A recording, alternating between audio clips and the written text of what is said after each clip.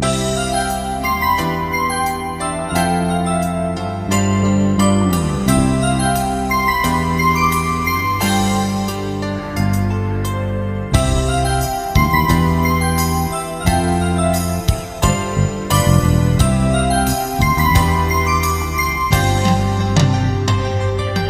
ด่เธอผู้เป็นดังดอกไม้ส่งกลิ่นหอมละไมเหมือนอยู่ในฝันจับมือเธอเพียงแผ่วเบาอบอุ่นลึกในใจเราเองอยากกอดเธอไว้อย่างนี้ก่อนจะถึงรุ่งเช้าแต่คืนนี้มีเวลาเหลืออยู่ไม่นานเท่าไร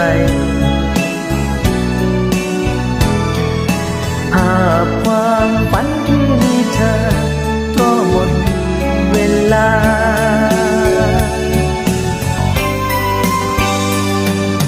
ความรักกลายเป็นดังความฝัน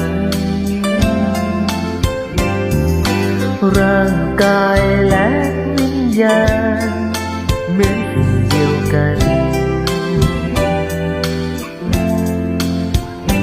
จูบสุดท้ายนั้นเนิ่นนานเหมือนเป็นการล่ำลาค่ำคืนแห่งรัก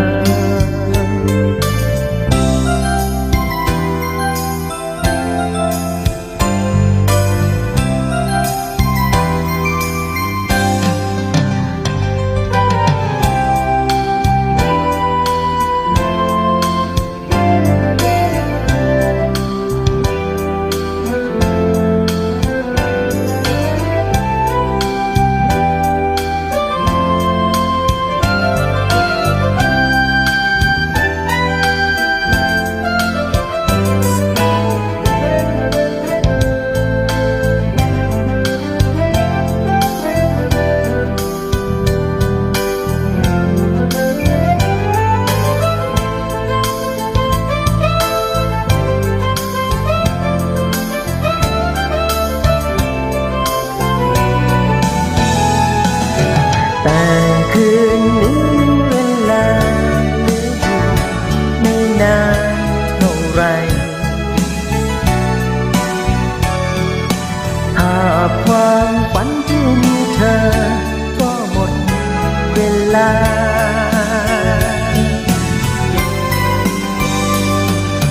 แด่เธอผู้เป็นดังลมฝน